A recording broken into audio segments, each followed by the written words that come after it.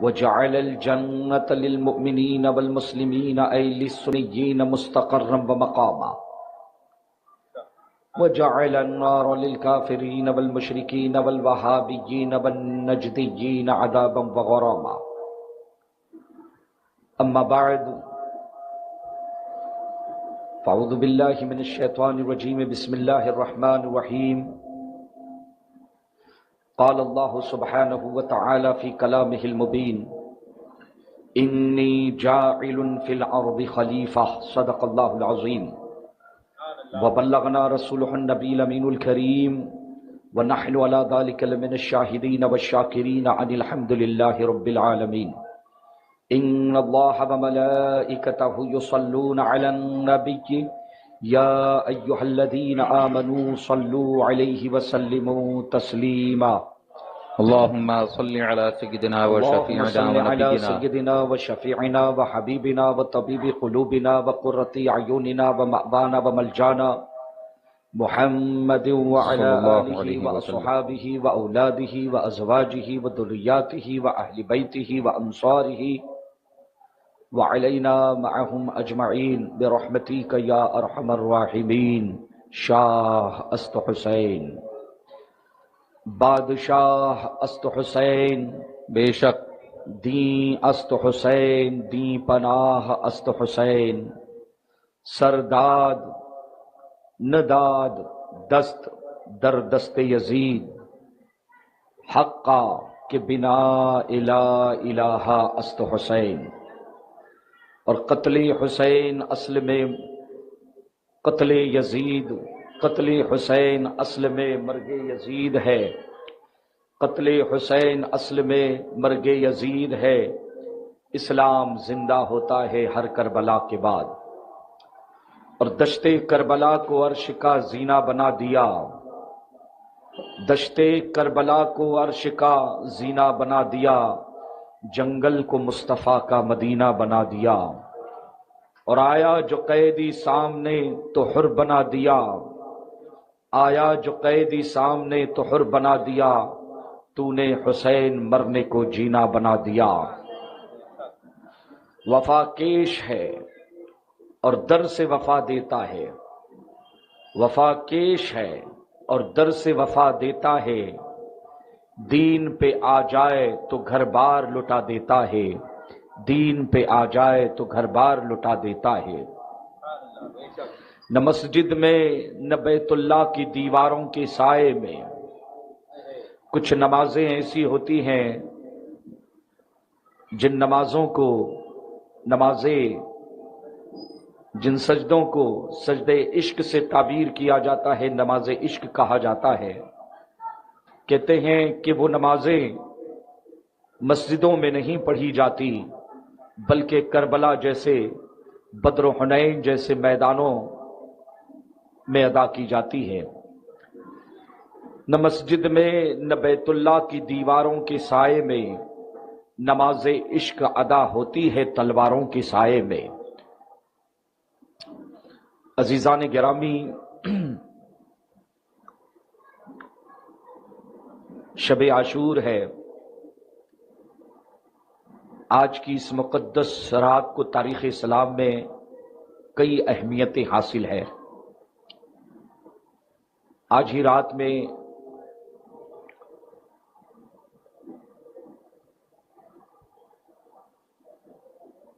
اللہ تبارک و تعالی اس مقدس شب کی برکتوں سے ہمیں، آپ کو، سننے والوں کو، تمام امت مسلمہ کو بہرمند فرمائیں.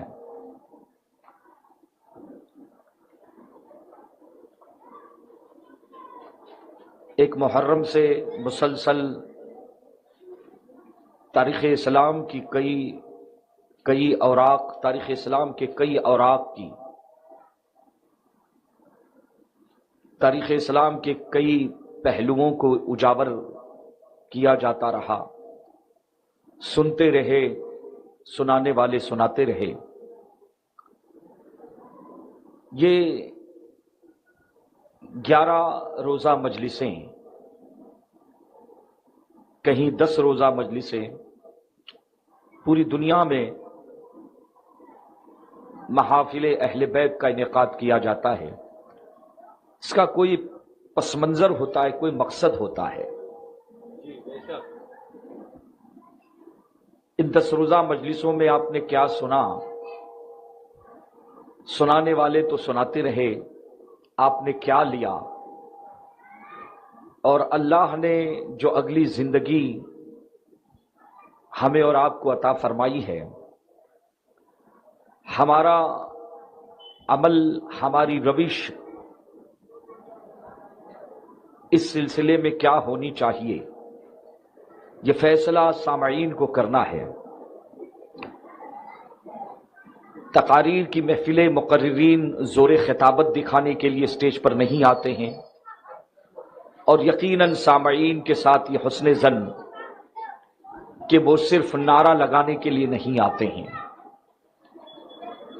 کچھ آؤٹ پٹ ہونا چاہیے۔ انشاءاللہ اس پر آج ہم گفتگو کرنے کی سعادت حاصل کریں گے۔ وہ اسباب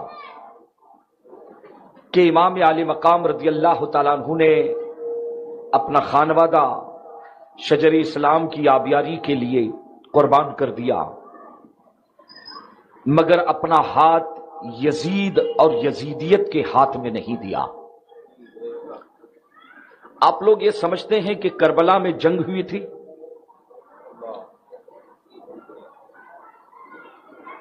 مورخین لکھتے ہیں کربلا میں جنگ تھی، لیکن کربلا کا تجزیہ ذرا اس انداز میں بھی کیا جا سکتا ہے کہ حقیقی معنوں میں دیکھا جائے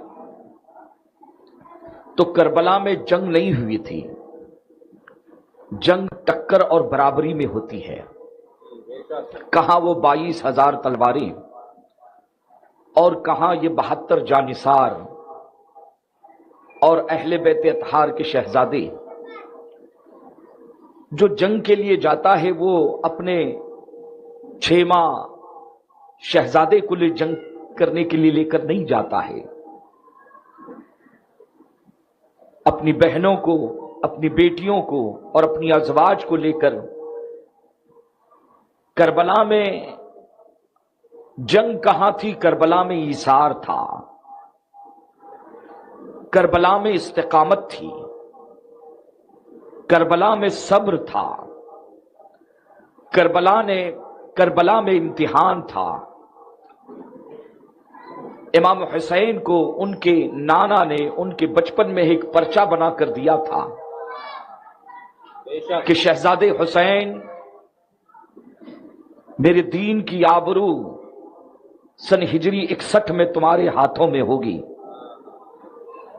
یہ پرچہ ہے اور اس پرچے کو اپنے لہو سے تمہیں پر کرنا ہے۔ کہیں علی اکبر بھی دینا پڑے گا، کہیں قاسم بھی دینا پڑے گا،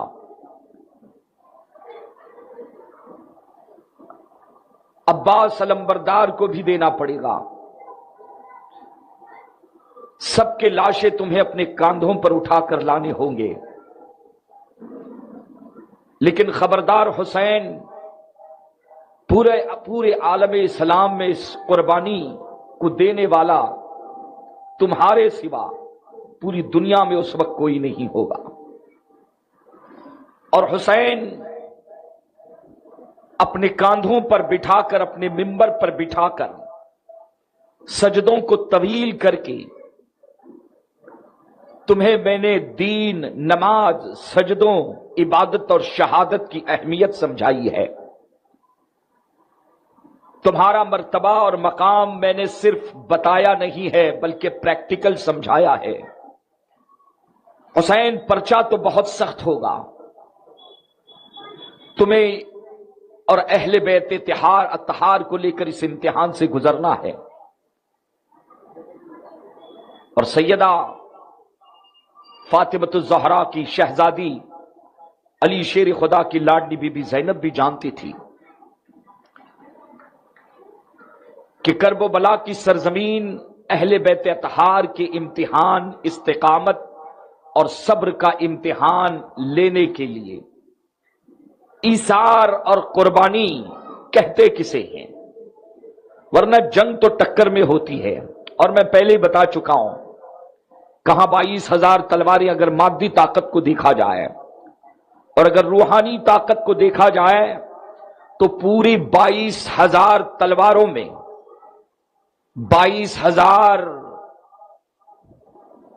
یزیدیوں میں ایک بھی ننھے علی اصغر کی ایڑی کے بھی ٹکر کا نہیں تھا۔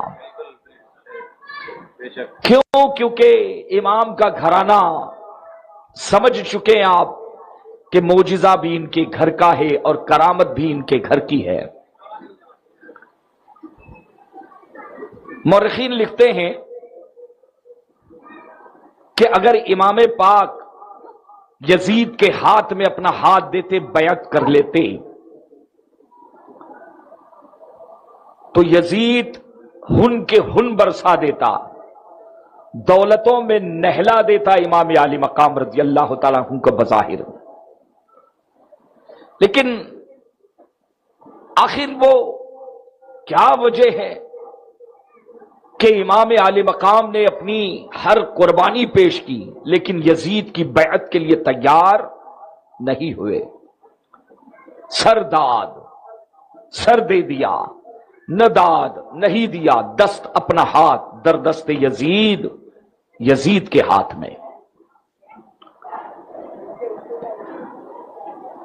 عزیزان ملت اسلامیہ، اس سال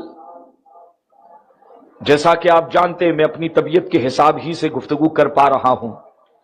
پیشرو خطیب 5 دن خدمت کرتے رہے، اب میں آپ حضرات کی خدمت میں حاضر ہوں۔ آواز بھی متاثر تھی، 2 دن پہلے تو گفتگو ہو گئی تھی کہ کسی اور کو دیکھا جائے، اتنی بڑی محفل ہے، اتنے لوگ شوق سے ذوق سے ذکر کربلا کو سننے کے لیے آتے ہیں، اور دبی ہوئی آواز لے کر بیٹھنا اچھی بات نہیں ہے۔ میں نے کوشش کی تھی لیکن کوئی بروقت خطیب بھی نہیں مل پایا، اور پھر یہ بڑے پیر کا کرم ہو گیا، اہل بیت اطہار کا کرم ہو گیا کہ آواز جو ہے کھل گئی ہے، اور یہ بھی آج کے قاری فہد صاحب جو روزانہ آپ کی خدمت میں آتے رہے، ماشاءاللہ بڑے زبردست نعت خواں ہیں، اچھے نعت خواں ہیں، تجربہ کار نعت خواں ہیں، آج وہ بھی بہت سخت بیمار ہیں، دعا کرے کہ اللہ ان کو شفا دے۔ روزے کی حالت میں تھے اور کئے دست وغیرہ کے مرض میں مبتلا ہو گئے، فوڈ پوائزن ہو گیا۔ کل انشاءاللہ اللہ نے کوشش تو کی انہوں نے بہت، حتیٰ کہ جبہ بھی پہن لیا آنے کے لیے، لیکن پھر جبہ پہننے کے بعد پھر الٹیاں شروع ہو گئی۔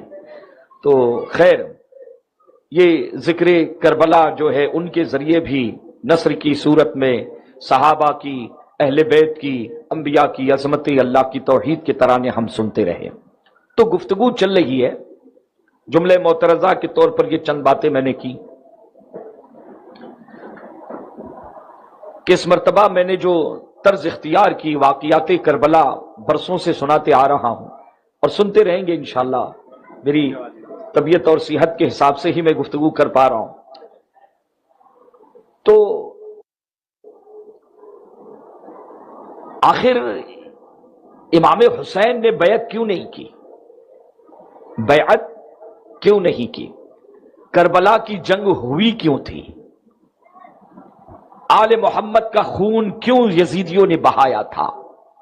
کیا مطالبہ تھا ان کا؟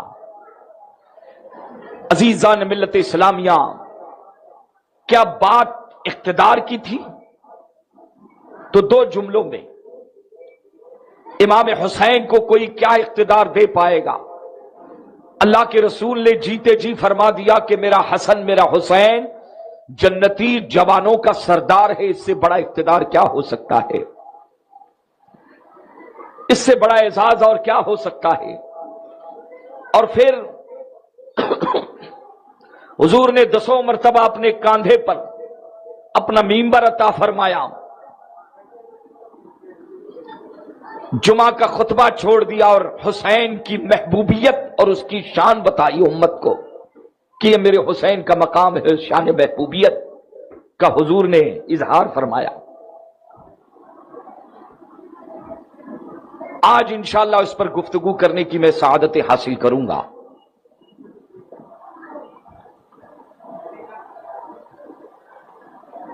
اللہ تبارک و تعالی نے قرآن مجید میں ارشاد فرمایا ہے انی جاعل فی الارض خلیفہ،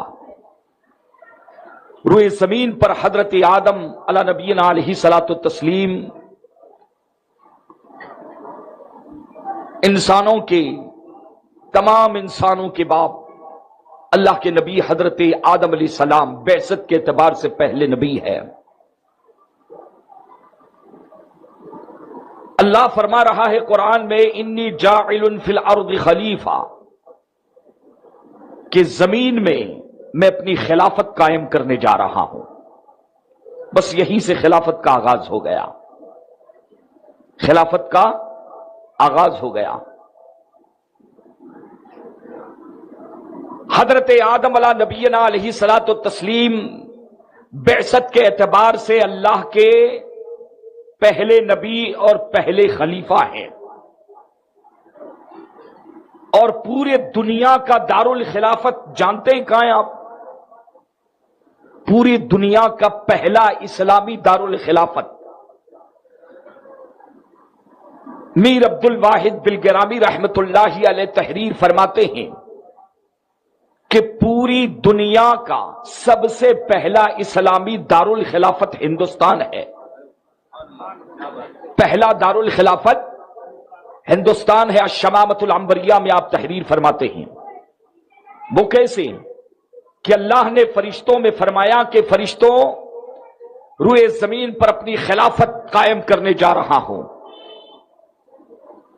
میری معرفت کے لیے، میری پہچان کے لیے، میری عبودیت اور ربوبیت کے اظہار کے لیے، میرے نظام کو دنیا میں قائم کرنے کے لیے سب سے پہلا انتخاب بعثت کے اعتبار سے حضرت آدم علیہ السلام ہے۔ اور آدم علیہ السلام دنیا میں بے اتفاق اکثر مفسرین بے اتفاق اکثر مفسرین ہندوستان کی سرزمین پر سری لنکا سرندیپ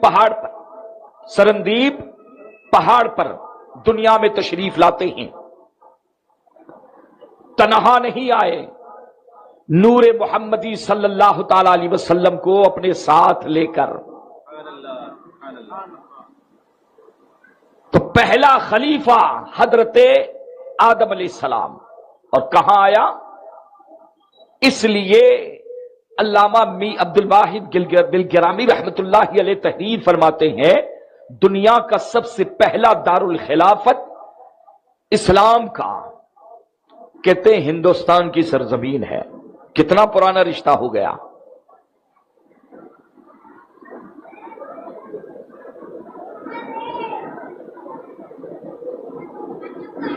پرکھوں کی یہ تاریخ ذہن میں رکھنا اور اپنے بچوں کو بھی بتانا۔ پھر حضرت آدم علیہ السلام اور بہت ساری چیزیں جنت سے لے کر آئے تھے، کبھی اللہ نے توفیق دی تو اس پر انشاءاللہ میں گفتگو کروں گا۔ تو حضرت آدم نبینا علیہ الصلاۃ والتسلیم کو اللہ نے جب اعلان فرما دیا کہ زمین میں اپنی خلافت قائم کرنے جا رہا ہوں، خلافت کیسے کسے ہے، خلافت کا مفہوم کیا ہے؟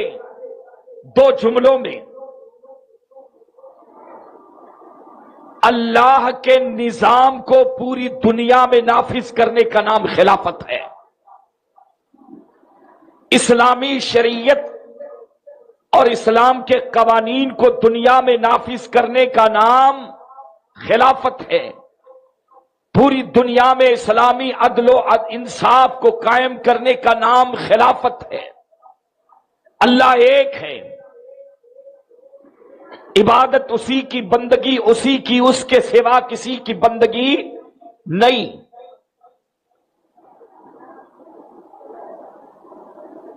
اللہ نے انسانوں کی ہدایت کے لیے یکے بعد دیگر نبیوں کو بھیجا اور نبیوں کے ساتھ قانون بھی بھیجا، نصاب زندگی اور نصاب بندگی بھی دے کر بھیجا، جیسے آج قرآن مجید ہے امت محمدیہ کے لیے۔ تو قرآن کے آئین کو پوری دنیا میں نافذ کرنے کا نام خلافت ہے۔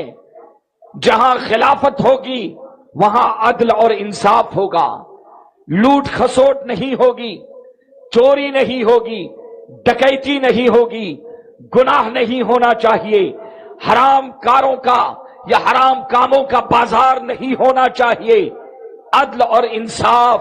اللہ اکبر، ذرا اور قریب سے سمجھے اسے۔ حضرت عمر فاروق ہیں، ان کے دور خلافت میں حضرت سلمان فارسی رضی اللہ تعالیٰ عنہ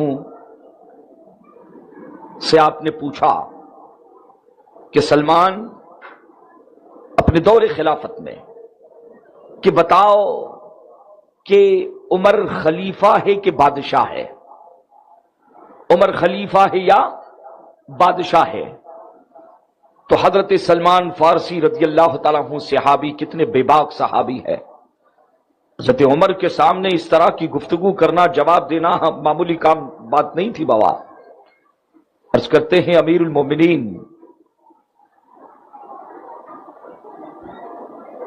بیت المال میں جتنا پیسہ جمع ہو رہا ہے، اگر اس کا 1 روپیہ بھی آپ نے غلط جگہ پر خرچ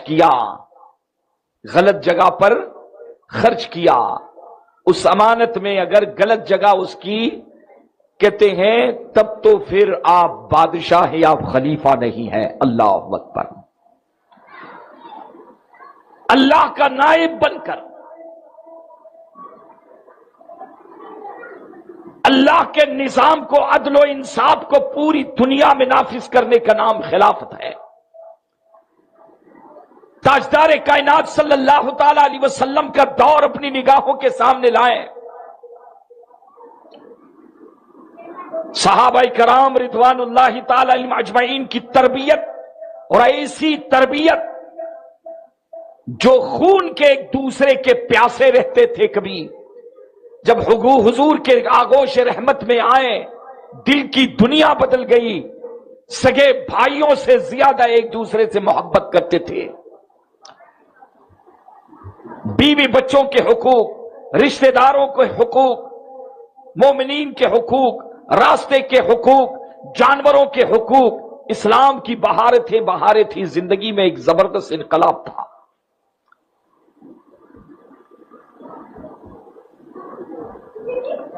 ایسے ماحول میں تاجدار کائنات صلی اللہ تعالی علیہ وسلم نے صحابہ سے ارشاد فرمایا تھا کہ روئے زمین میں اللہ کا خلیفہ ہوں، اللہ کا نائب ہوں میں۔ اب یہ سلسلہ آگے بڑھنا ہے تو حضور نے صحابہ کو ایک بات مختلف الفاظ میں کئی مرتبہ، اور قرآن نے بھی تاکید فرمائی ہے۔ حضور فرماتے ہیں اذا رأى منکم من احدکم منکرا، اگر تم میں سے کوئی شخص بری بات کو، غلط بات کو دیکھے، فلیغیرہ بیدیہ، حاقہ فرماتے ہیں اپنے ہاتھوں سے اسے روکے۔ اگر میرے دین میں اگر کوئی اختراع کرے، نئی بات پیدا کرے، کوئی بدعت پیدا کرے، یا قرآن کے خلاف کوئی نظام لے کر آئے، اللہ کے احکامات کے خلاف اگر کوئی نظام لے کر آئے، تو آقا نے صحابہ کو تاکید فرمائی تھی فَمَنِ اسْتَطَاعَ مِنْكُمْ، تم میں جو طاقتور ہو، فَلْيُغَيِّرْهُ بِيَدِهِ، اپنے ہاتھ سے روکے۔ اور ہاتھ سے اگر روکنے کی طاقت نہیں ہے تو حضور فرماتے ہیں فَلْيُغَيِّرْهُ بِلِسَانِهِ، زبان سے روکے۔ اور اگر اس پر بھی قادر نہیں تو آقا فرماتے ہیں فَبِقَلْبِهِ، دل میں کم سے کم اس کو برا جانے۔ مثال کے طور پر الیاذ باللہ، کسی اسکول کے پاس، کسی مسجد کے پاس کسی مسلمان نے الیاذ باللہ جوا خانہ کھول دیا یا شراب خانہ کھول دیا۔ اب آقا فرماتے ہیں پہلے تو مسلمانوں کا یہ فرض ہے کہ جو صاحب استطاعت ہے، جسے اللہ نے طاقت دی ہے، اسے ہاتھ سے روکے۔ اور اگر ہاتھ سے روکنے کی طاقت نہیں ہے تو آقا فرماتے ہیں فبلسانہ، تقریر کرو، اپنی زبان کا استعمال کرو، اسے سمجھاؤ، نفع نقصان بتاؤ، شریعت کے احکامات بتاؤ کہ چوری کرنا، ڈکیتی کرنا، قتل و غارت گری کرنا، یہ برے کام اللہ اور اس کے رسول کی ناراضگی کا سبب ہے، اور خلافت نے زندگی گزارنے کا جو تصور دیا ہے اس تصور کے خلاف ہے۔ اور اگر اس پر بھی قادر نہیں تو حضور فرماتے ہیں کم سے کم دل سے اس کو برا جانے۔ اگر تم اس کو زبان سے بھی روک نہیں سکتے، لیکن آقا فرماتے ہیں کہ یہ ایمان کا سب سے نچلا حصہ ہے۔ صحابہ سرکار فرماتے ہیں کہ میرے دور ظاہری میں، ترمذی شریف کی حدیث کا لب لباب بتا رہا ہوں، آپ کو نچوڑ بتا رہا ہوں کہ میرے دور میں ایمان کے 10 حصے ہیں۔ کتنے حصے ہیں؟ ایمان کی بلندی، ایمان کی پاکیزگی، طہارت کے 10 حصے ہیں۔ 10 حصوں پر جو عمل کرے گا وہ کامل مومن ہے، وہ سچا مومن ہے۔ 100 میں سے 100 مارکس، 100 مارکس اس کو۔ لیکن حضور فرماتے قرب قیامت ایک ایسا دور آئے گا میری امت پر کہ ایمان کے 10 حصوں پر نہیں، 10ویں حصے پر، ایک حصے پر بھی اگر کوئی عمل کرے گا تو حضور فرماتے ہیں وہ سچا مومن ہوگا۔ یہ دور رسالت جو خیر قرون ہے، تمام زمانوں میں سب سے بہترین زمانہ۔ تاجدار کائنات صلی اللہ علیہ وسلم نے قیامت تک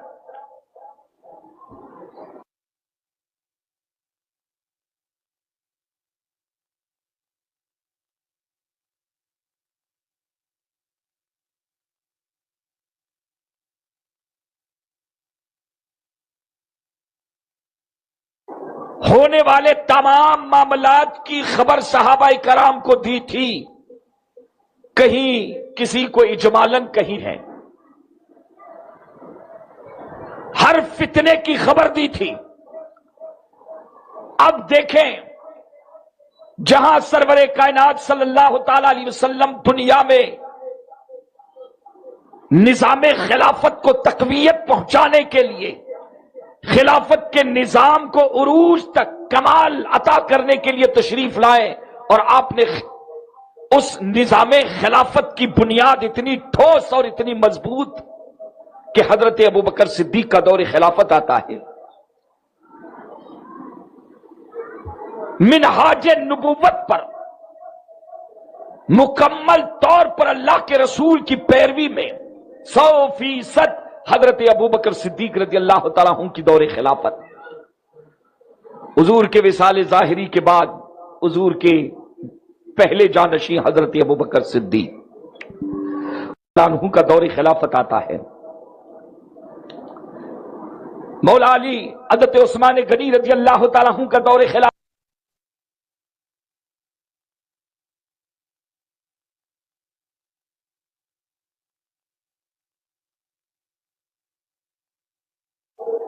یہ حضرت ابو سعید خدری فرماتے ہیں۔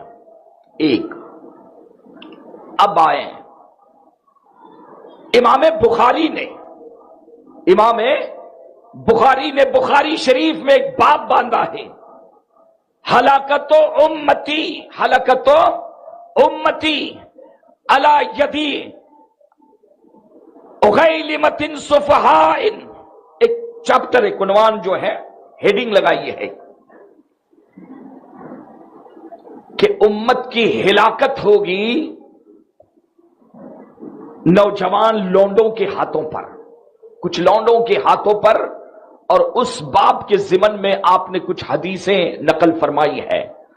تو بخاری شریف، فتح الباری شرح بخاری اور مرقات شرح مشکات، عینی شرح بخاری کے حوالے سے ایک نچوڑ پیش کر رہا ہوں، اسے آپ ذہن میں رکھیں۔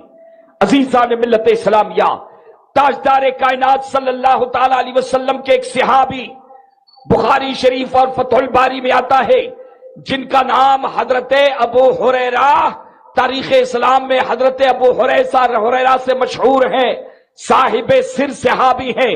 ان محافل میں آپ نے کئی مرتبہ ان کا تذکرہ سنا ہے. یہ صاحب سر صحابی ہے. ان کو کچھ اسرار حضور نے بتائے تھے، کچھ بھید، کچھ حالات تمام صحابہ کو خبریں جن کو بتا دیا سرکار نے بتا دیا. تو حضرت ابو ہریرہ کے حوالے سے روایتوں میں آتا ہے، بخاری اور شرح بخاری میں آتا ہے، کان فی یمشی السوقی ویدعو اللہ سبحانہ وتعالی، بازار میں چلتے تھے اور بازار میں ہمیشہ چلتے وقت ایک ہی دعا کرتے تھے، اللہم انی اعوذ بک من رأس الستین. بعض روایتوں میں آتا ہے اللہم لا تدرکنی سنہ 60، اور بعض روایتوں میں اعوذ بک من امارۃ الصبیان، کہ میں لونڈوں کی حکومت سے اور 60 ہجری 60 کے فتنوں سے اللہ سے پناہ مانگتا ہوں. بلکہ وہ ترغیب دیتے تھے کہ مدینہ والوں تعوذو، پناہ مانگو اللہ سے، ایسا فتنہ آنے والا ہے. محرم راز ہوں میں بارگاہ رسالت کا، اللہ کے رسول نے مجھے آگاہ فرما دیا ہے. اور فتح الباری میں علامہ ابن حجر اسقلانی فرماتے ہیں، بخاری شریف میں بھی ہے، لو شئت ان اقول بنی فلاں و بنی فلاں.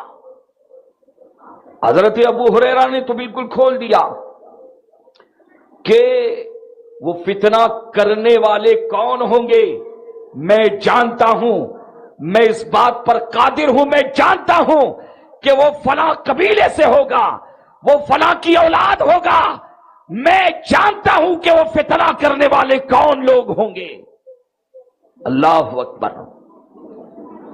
یہ حضرت ابو ہریرہ کا عمل بھی تھا، اور مدینے میں یہ زندگی کے آخری پڑاؤ کی گفتگو، بڑھاپے کے عالم میں اکثر مدینے میں چلتے پھرتے ان کی زبان پر یہی، اللہم لا تدرکنی سنہ 60، اے اللہ 60 ہجری سے پہلے مجھے دنیا سے اٹھا لے، 60 ہجری سے دنیا سے پہلے اٹھا لے. عزیزان ملت اسلامیہ، اب اس حدیث پاک کے تحت، اس حدیث پاک کے تحت شارحین احادیث، علامہ ابن حجر اسقلانی کوئی معمولی امام نہیں ہے، بڑا معتمد نام ہے.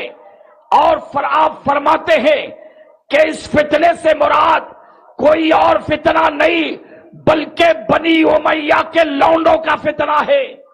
ان میں سے ایک یزید ابن امیر معاویہ ہے، ایک یزید کا فتنہ ہے، اور ابن زیاد کا فتنہ ہے، ابن سعد کا فتنہ ہے.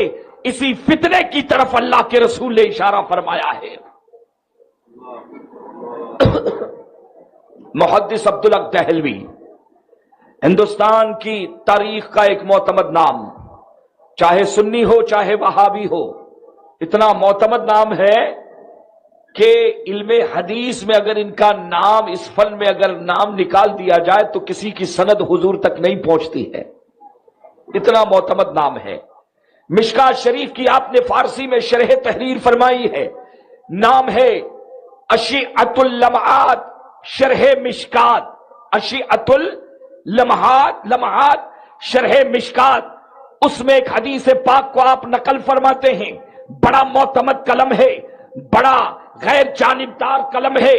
آپ ایک حدیث پاک نقل فرماتے ہیں کہ اللہ کے رسول صلی اللہ تعالی علیہ وسلم فرماتے ہیں کہ میں نے خواب دیکھا.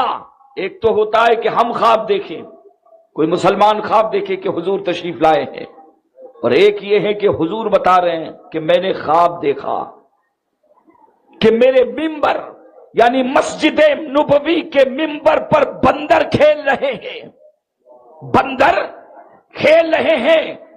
آپ اس کا ترجمہ کرنے کے بعد اس کی شرح لکھتے ہوئے تحریر فرماتے ہیں، اس خواب کی تعبیر یہ تھی، تاجدار کائنات نے وضاحت فرمائی ہے، کہتے اس خواب کی تعبیر یہ تھی کہ سن ہجری 60 کے بعد یزید پاکھنڈی اور یزید کی جو گنڈا گردی اور یزید جو مسجد نبوی کے ساتھ بے حرمتی کرے گا، شریعت کی دھجیاں اڑائے گا، اللہ کے رسول نے اسی کے بارے میں جو ہے یہ اشارہ دیا ہے۔ یہ جوڑتے چلے آپ، اسے سمجھنا۔ آج ہو سکتا ہے تاریخی کبھی کوئی ایسی گفتگو ہوتی ہے، ذرا خشک گفتگو ہوتی ہے، کیونکہ ہمارے یہاں کے ہندوستان کے مسلمان جو ہے نا، وہ کرامتوں کے سننے کے بہت عادی ہو گئے ہیں۔ کرامتیں برحق ہے، سننا چاہیے، دل کو خوشی ملتی ہے، دل کو جلا ملتی ہے، ایمان کو تقویت ملتی ہے، لیکن یہ تاریخ ہمارے بچوں کو، بچیوں کو، سب کو معلوم ہونا بہت ضروری ہے۔ یا تو پھر یہ کہ یہ پڑھو وہ پڑھو، اعلی حضرت لکھتے ہیں نا کہ وہ تو نہایت سستا سودا بیچ رہی ہیں جنت کا، ہم مفلس کیا مول چکائیں، اپنا ہاتھ تو خالی ہے، بات بات پر جو ہے یہ کرو جنت ملے گی، وہ کرو جنت ملے گی۔ انشاءاللہ جنت تو ہے ہی اہل سنت کے لیے۔ جنت یہ گھر جو ہے کس کے لیے ہے؟ مومنین اور مومنات کا گھر ہے۔ اللہ کے فضل و کرم سے اور اس کی عطا سے انشاءاللہ ہم ضرور داخل جنت ہوں گے، اللہ کا فضل اور کرم، سرکار کا کرم شامل حال انشاءاللہ ہوگا۔ لیکن یہ تاریخ ذرا یہ نچوڑ آپ جوڑتے چلے، میں ایک نتیجے پر پہنچوں گا اخیر میں۔ تو حضرت ابو ہریرہ فرماتے ہیں کہ سن ہجری 60 کے بعد اللہ کے رسول نے مجھے اشارہ دیا اور بتایا کہ پناہ مانگنا، ایسے فتنے پیدا ہوں گے، ایسی بربریت، دین کا جنازہ نکالا جائے گا۔ اب آپ سوچیں، صحابہ دعا کر رہے ہیں کہ اللہ دنیا سے اٹھا، کیونکہ رسول نے، صحابہ جانتے ہیں کہ رسول نے جس فتنے کے بارے میں بتایا ہے وہ فتنہ غیر معمولی فتنہ ہوگا، دل دہلانے والا فتنہ ہوگا، زیر اور صبر کرنے والا فتنہ ہوگا۔ عزیزان ملت اسلامیہ، اب آئیں تاریخ الخلفاء میں امام جلال الدین سیوطی علیہ الرحمہ حدیث نقل فرماتے ہیں، اس فتنے کو آپ نے کھول کر بیان فرما دیا۔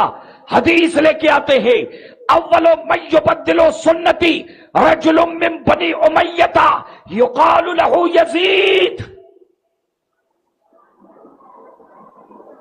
حضور کی حدیث لے کر آئے آپ کہ بنی امیہ میں ایک ایسا شخص پیدا ہوگا جس کا نام یزید ہوگا، یقال له یزید۔ حضور فرماتے ہیں اول من یبدل سنتی وفی روایت یغیر سنتی، میری سنت کو تبدیل کرنے والا، میری سنت کو مٹانے والا، میری سنت کو ختم کرنے والا، سب سے پہلا جو شخص میری امت میں آئے گا، آقا فرماتے ہیں وہ یزید ہوگا۔ وہ کون ہوگا؟ اور پھر اسی تاریخ الخلفاء میں ہے، لا یزال امر امتی قائما بالقسط، میری امت عدل و انصاف پر قائم ہوگی، میری امت منہاج نبوت پر قائم ہوگی، نمازوں کی پابندی، روزوں کی پابندی، دین کی بہاریں ہوگی۔ کہتے معاملہ یا ایسے ہی رہے گا، لیکن کہتے ہیں کہ اچانک اول من یلثمہ رجل من بنی امیہ، بنی امیہ میں ایک ایسا پاکھنڈی آئے گا، کلمہ تو میرا پڑے گا مگر میری اہل بیت کا دشمن ہوگا۔ اور اس کا کام کیا ہوگا؟ حضور فرماتے ہیں دین کے خلاف، خلافت کا نظام جو اللہ نے نبیوں کے ذریعے پھر حضور نے صحابہ کو عطا فرمایا، حضرت ابو بکر کو دیا، ابو بکر نے عمر کے حوالے کیا، عمر نے عثمان غنی کو دیا، عثمان غنی نے مولا علی کو دیا، مولا علی نے حضرت امام، یہ منہاج نبوت پر اس نظام خلافت میں رکھنا ڈالے گا، قرآن کے اور حدیثوں کے مخالفت احکام جاری کرے گا۔ عزیزان ملت اسلامیہ، تاریخ کی جتنی مبسوط کتابیں آپ ہیں، آپ اٹھا کر دیکھیں کہ یزید کے بارے میں اللہ کے رسول صلی اللہ تعالی علیہ وسلم نے جو فرمایا ہے، صحابہ کو جو بتایا ہے، اس کی تفصیل کے لیے ابن خلدون کو اٹھائیں، ابن اسیر کو اٹھائیں، ابن کامل کو اٹھائیں، البدایہ والنہایہ کو اٹھائیں، تاریخ الخلفاء کو دیکھ لے، زوائد محرقہ کو دیکھ لے، کئی کتابیں آپ اٹھا کر دیکھ لے، یزید کے بارے میں پوری امت کا اجماع ہے۔ اعلی حضرت امام اہل سنت رضی اللہ تعالیٰ عنہ ترجمانی کرتے ہیں اجماع امت کی، فرماتے ہیں کہ یزید کے فاسق فاجر ہونے پر امت کا اجماع ہے۔ آج کوئی کرتا تو بابا الگ بات تھی، خیر قرون میں ابھی صحابہ زندہ ہیں، حضور کے خانوادے ہیں ابھی موجود ہیں، حضور کو دنیا سے تشریف لے جائے ہوئے ابھی کتنے سال کا عرصہ بیتا ہے۔ سن ہجری 11 میں سرکار تشریف لے گئی اور سن ہجری 61 میں یہ فتنہ شروع ہوا۔ عزیزان ملت اسلامیہ، یعنی صرف 50 سال آپ دیکھیں کہ صحابہ نے حضرت عمر فاروق رضی اللہ تعالیٰ عنہ نے اپنے دور خلافت میں جانتے اسلام کی دعوت کو 23 لاکھ مربع میل میٹر تقریباً پوری دنیا میں اسلام کی دعوت کو اور اسلام کی صداقت کو پہنچا دیا تھا۔ وہ کون تھے کہ حضور کے وصال کے بعد گھوڑوں پر بیٹھ کر اسلام کا پرچم لہرانے کے لیے کبھی مصر جا رہے ہیں، کبھی عراق جا رہے ہیں، کبھی یمن جا رہے ہیں، کبھی اردن جا رہی ہیں۔ یہ نبی کے وہ غلام ہیں جنہوں نے اپنی صحابیت کا حق ادا کیا، امت کی رہبری کی، اپنی جان، اپنی مال، اپنا وقت، اپنی سانسیں مذہب اسلام کی سربلندی کے لیے قربان کر دی۔ اب دور رسالت خیر قرون میں صحابہ کے زمانے میں آئین اسلام کو مٹانے کی کوشش کرنا اور سنت رسول میں رکھنا ڈالنا یہ کوئی معمولی بات نہیں تھی، بہت بڑی بات تھی یہ۔ عزیزان ملت اسلامیہ، تاجدار کائنات صلی اللہ علیہ وسلم نے حضرت ابو ہریرہ کو آگاہ فرمایا تھا۔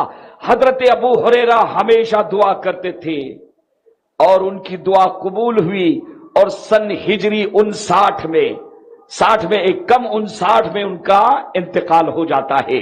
ہمیشہ دعا کرتے ہیں کہ اے اللہ، میں ان 60 کے فتنوں سے پناہ مانگتا ہوں، مجھے اپنے قرب میں بلا لے۔ عزیزان ملت اسلامیہ، ان حدیثوں کا ایک نچوڑ اور لب لباب ایک نتیجہ یہ نکلا کہ صحابہ جانتے تھے کہ 60 میں کیسا فتنہ آنے والا ہے، کیسی آزمائش۔ اور امام حسین کی شہادت تو میں کل بتا چکا کہ اہل بیت کا بچہ جانتا تھا کہ امام حسین کو کربلا میں شہادت کا دولہا بننا ہے، مگر کسی نے دعا نہیں کی، بلکہ اللہ کے رسول نے اپنے ہاتھوں سے انہیں شہادت کا دولہا بنایا۔ دعا کرنا چاہتے تو دعا کر سکتے تھے۔ اب یزید کے بارے میں سنیں، امام اہل سنت رضی اللہ تعالیٰ عنہ کیا فرماتے ہیں۔ یزید فاسق و فاجر تھا، شراب پیتا تھا، وہ شراب کا عادی تھا، روزانہ اس کی راتیں شراب میں، تنبور بجانے میں، ڈسکو بھی کرتا تھا، آج کی بولی میں ڈسکو، اور شراب بہت پیتا تھا، رات دن شراب کے نشے میں چور ہے۔ یہ پیسہ کدھر کا؟ خلافت بیت المال کا پیسہ۔ حضرت ابا یا حضرت، میں نے کیا بتایا آپ کو کہ حضرت سلمان فارسی نے کیا کہا تھا حضرت عمر رضی اللہ تعالیٰ عنہ کو کہ خلافت کا جو بیت المال ہے، اگر اس کا 1 روپیہ 1 درہم یا دینار بھی اگر غلط جگہ خرچ ہو گیا تو آپ رسول اللہ کے خلیفہ نہیں ہو سکتے۔ اب دیکھیں یزید کے ہاتھ میں پورا حضرت امیر معاویہ رضی اللہ تعالیٰ عنہ کا وصال ہو گیا۔ جیسے ہی وصال ہو گیا، وصال کے بعد خلافت پر آ کر بیٹھ گیا، اور پوری دنیا میں جہاں اسلامی سلطنتیں حامیان اسلام تھے، ہر طرف اپنے نمائندے بھیجے کہ جاؤ میری بیعت لے لو، بیعت لے لو۔ مکہ شریف میں بھی بھیجے گئے، مدینہ طیبہ بھی میں بھیجے گئے عزیزان ملت اسلامیہ۔ اور ایک بات یہ میں بتاتے چلوں کہ یزید پاکھنڈی تھا، شرابی تھا، زناکار تھا، شکار کرتا تھا، اور جانتے شکار کا اس کا انداز کیا ہوتا؟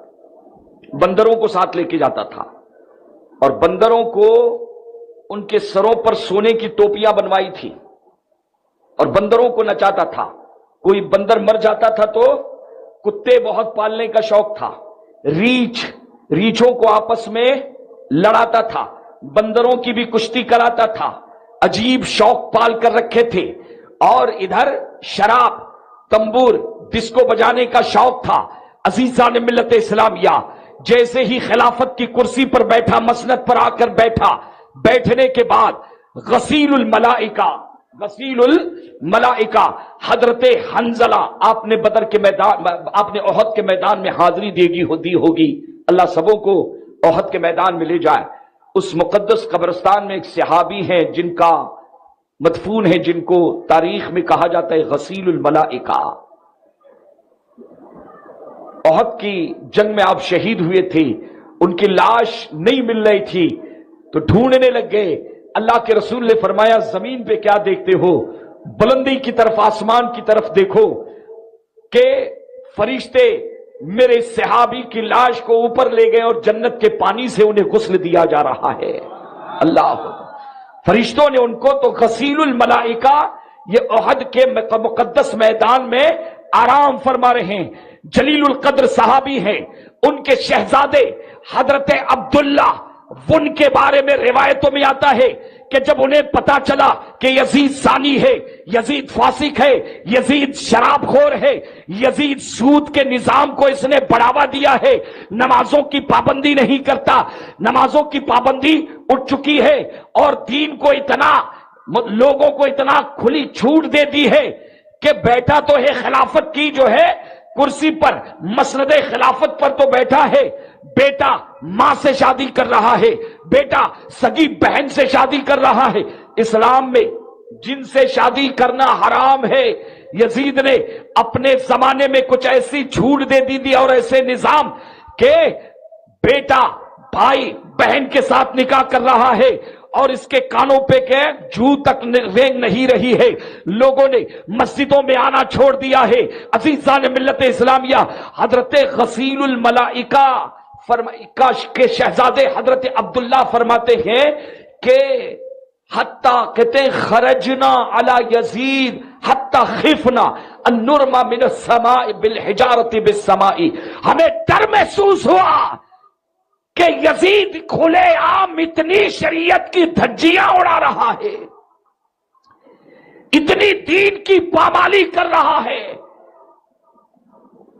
کہ اگر اس کے خلاف اب ہم کھڑے نہ ہوئے تو کہیں اللہ آسمان سے ہم پر پتھروں کی بارش نہ کر دے کہ تم خاموش کیوں رہے۔ اور حضور کیا فرماتے ہیں؟ من رأى منکم، کہتے تم میں سے اگر کسی منکر کو، بری بات کو دیکھے تو اپنے ہاتھ سے روکے۔ یہ حضرت غسیل الملائکہ کے شہزادے حضرت عبداللہ کا سٹیٹمنٹ ہے کہ اتنا بے زور ہو گیا تھا اور بے لگام ہو گیا تھا کہ کھلے عام حرام کام کر رہا ہے، زناکاری کا عادی ہو چکا ہے، اور خیر قرون میں، دور رسالت میں، دور صحابہ میں، جبکہ رسول اللہ کے شہزادے امام حسین بقید حیات ہیں، کوئی معمولی بات نہیں تھی۔ اور ایک دوسرا نقطہ ذہن میں رکھیں،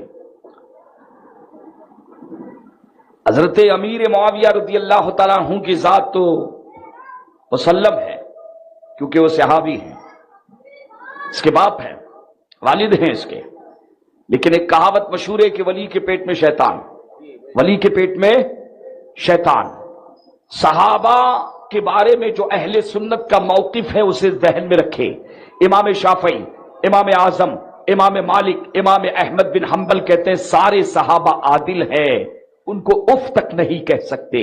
وجہ یہ ہے کہ اللہ نے انہیں قرآن میں ضمانت دی ہے، اپنے رضا اور رسول کی رضا کی ضمانت سرٹیفکیٹ عطا فرمایا ہے، سارے صحابہ عادل ہیں، لیکن عزیزان ملت اسلامیہ وہ صحابی رسول ہیں۔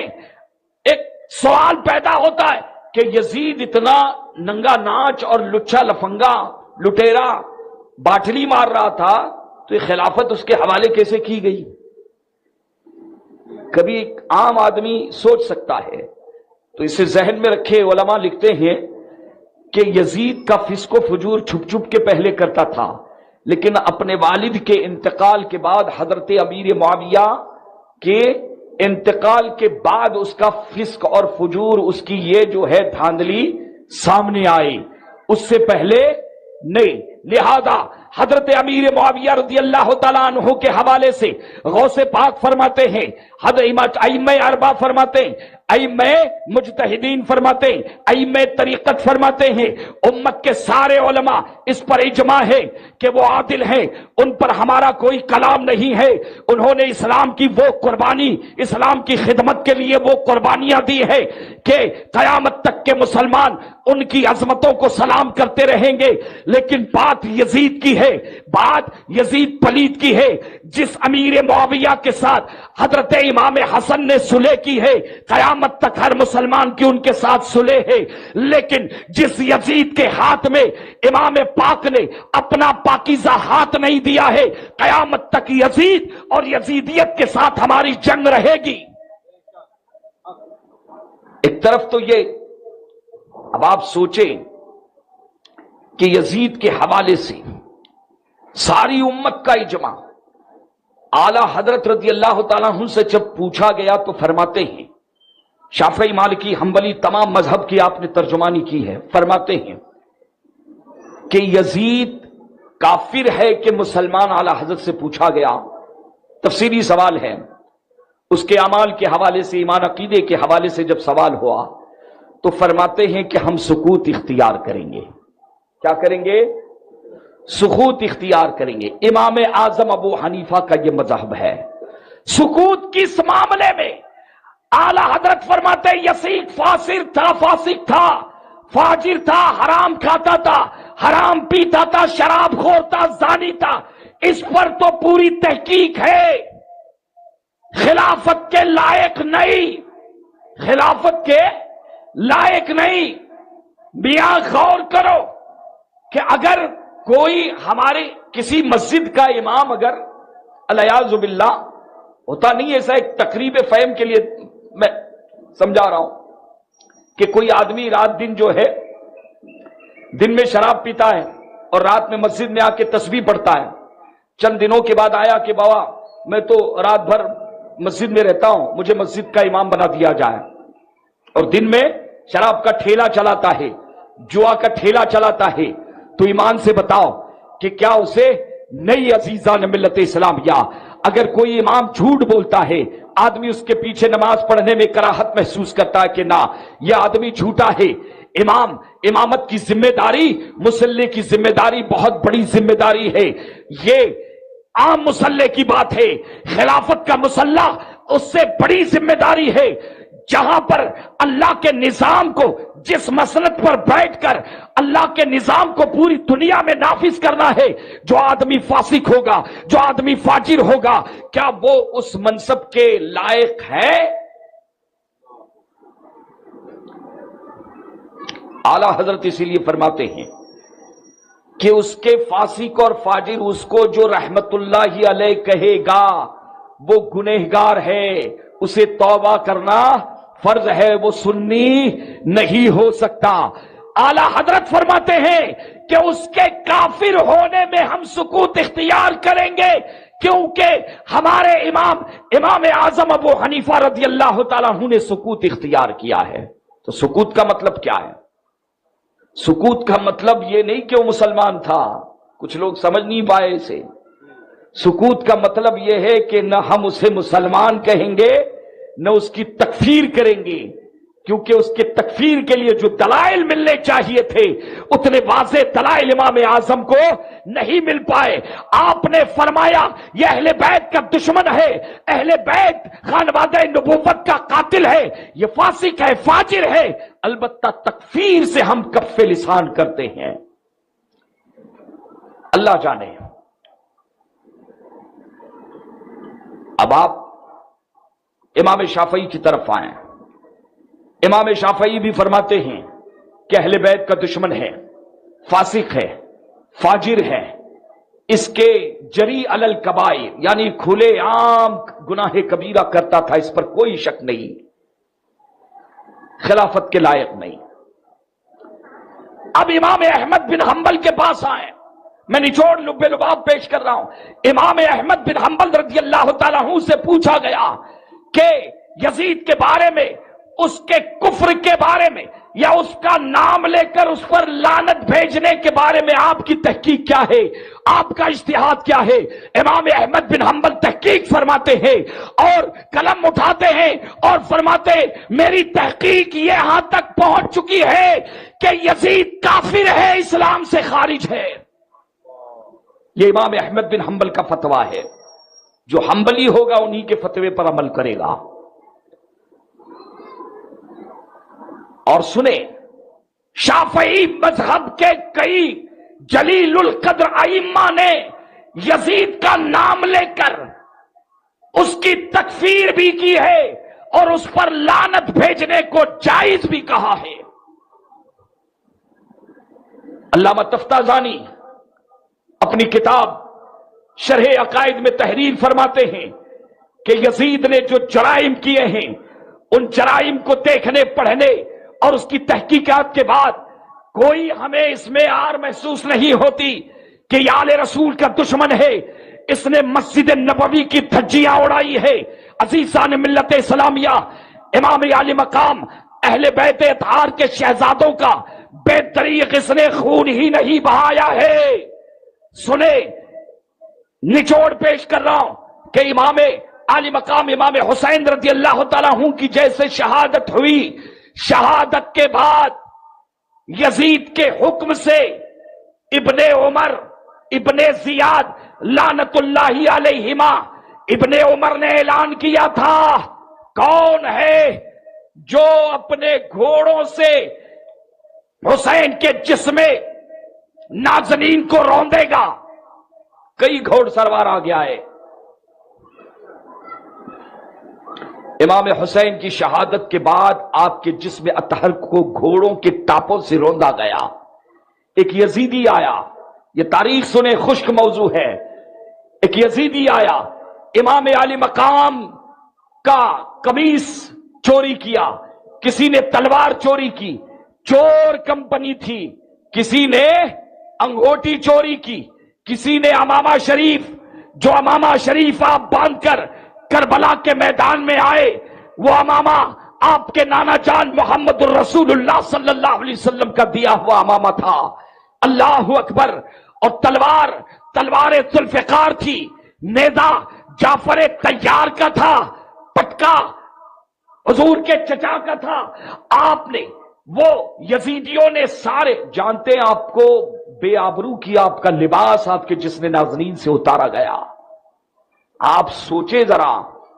اور اہل بیت اطہار کی جو شہزادیاں تھی، مورخین لکھتے ہیں کہ خیمے میں آگ لگائی گئی، آپ کے اہل بیت کے جو ساز و سامان وہاں موجود تھے انہیں لوٹا گیا، ان کے سروں سے، فاطمہ کی شہزادیوں کے سروں سے آنچل کو اور چادروں کو کھینچا گیا، انہیں قیدی بنا کر سب سے پہلے کوفہ کے بازار میں، کوفہ کے دربار میں سالم ابن زیاد لعنت اللہ علیہ کے دربار میں لے جایا گیا۔ اور جانتے ہیں کہ مورخین، میں نچوڑ پیش کر رہا ہوں، آج پورا جو ہے نچوڑ ہے، اسے توجہ رکھیں، آپ تاریخ جانیں کہ اہل بیت اطہار کی شہزادیوں کے ساز و سامان کو لوٹنے کے بعد انہیں ننگی پیٹوں پر بٹھایا گیا، ہاتھوں اور پیروں میں انہیں پابند سلاسل کیا گیا، انہیں رسیوں میں چکھڑا گیا، بیڑیاں ڈالی گئی، حضرت امام زین العابدین کو بھی بیڑیوں میں ڈالا گیا۔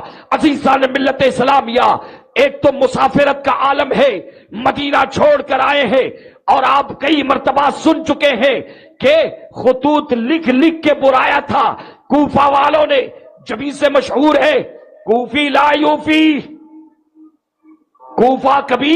کوفہ والے کبھی وفا۔ امام علی مقام کے والد مولا علی کو بھی دھوکے سے مارا گیا، کوفہ والے تھے، کوفہ کی سازش تھی۔ امام حسن کو شہزادے رسول کو زہر دیا گیا، زہر دینے والے بھی یہی کوفہ والے تھے۔ عزیزان ملت اسلامیہ، یزید کے ایما اور اشارے پر مورخین جو تحریر فرماتے ہیں امام حسن کو زہر دیا گیا تھا، اور آج خانوادے نبوت کے شہزادوں کے جنازے اٹھائے گئے اور اعلان یہ کیا گیا کہ یہ باغی ہے، باغی، معاذ اللہ رب العالمین۔ اور جانتے ہیں کہ مورخین کتابوں میں لکھتے ہیں کہ حضرت بی بی زینب آگے آگے تھی، بیمار امام زین العابدین آگے خانوادے نبوت کو لے کر جب پابند سلاسل کیا گیا، بیڑیوں میں جکڑا گیا، اور ابن زیاد کے دربار میں جب لے جایا جا رہا تھا یہ قافلہ، جب امام علی مقام امام حسین رضی اللہ تعالیٰ عنہ کے جسم اطہر کے پاس سے گزرا، اللہ اکبر، حضرت فاطمہ الزہرا رضی اللہ تعالیٰ عنہا کی شہزادی بی بی زینب نے جب اپنے بھائی حسین کا لاشا دیکھا کہ سر کٹا ہوا ہے، سر کٹا ہوا ہے، چیخی، آہ نکل گئی، فرماتی ہے واہ محمدہ، واہ محمدہ، یا رسول اللہ، یا رسول اللہ۔